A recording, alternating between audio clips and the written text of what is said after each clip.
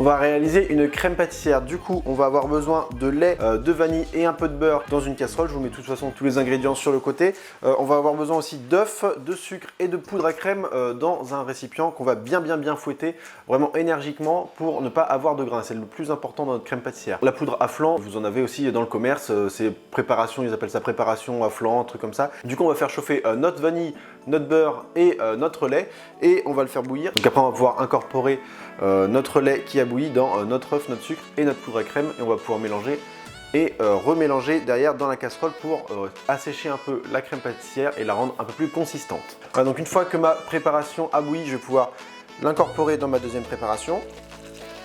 Je vais mélanger un petit coup comme ceci. Et après, je vais pouvoir tout remettre dans ma casserole pour épaissir un peu ma crème pâtissière tout en fouettant pour pas que ça brûle. Et on va mettre sur feu quand même assez vif.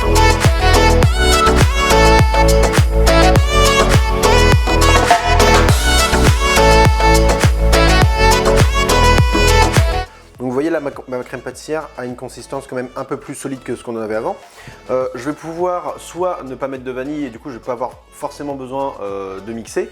Et comme moi j'ai mis de la vanille, on a souvent des petits filaments qu'on met involontairement dans notre vanille quand on gratte nos gousses de vanille. Donc là moi je vais mixer pour pouvoir vraiment intégrer tous les filaments de ma vanille dans la crème pâtissière et vraiment qu'on ne sente pas de filaments quand on va déguster notre crème pâtissière. Voilà, donc notre crème pâtissière est prête.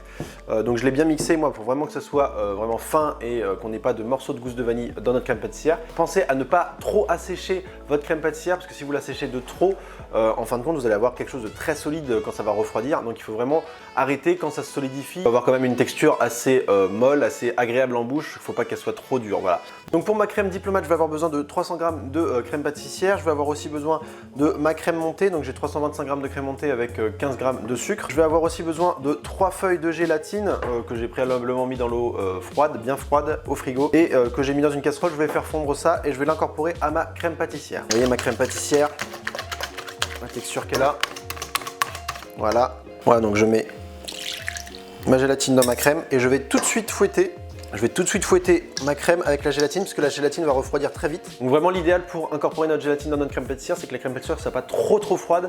Donc si vous voulez la réchauffer un petit peu au micro-ondes dans un plat en plastique, mais pas beaucoup, il faut vraiment qu'au maximum elle soit à 30 degrés, quoi, faut pas plus.